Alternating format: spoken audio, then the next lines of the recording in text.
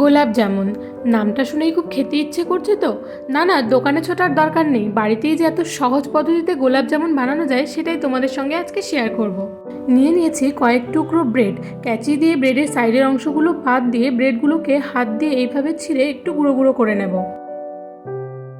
এবার এতে 1 চামচ ঘি আর কিছুটা পাউডার দুধ ভালো করে মিশিয়ে রুম টেম্পারেচারে রাখা দুধ অল্প অল্প করে দিয়ে খুব ভালো করে মথে সফট একটা ডো তৈরি করে নেব।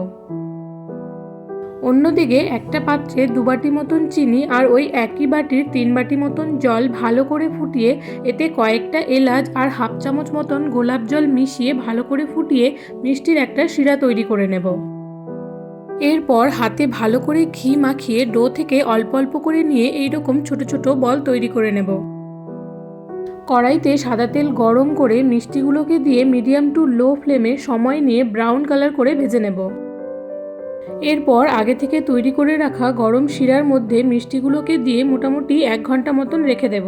গোলাপ জামুনগুলো যেমন সফট, খেতেও ঠিক ততটাই টেস্টি হয়েছে।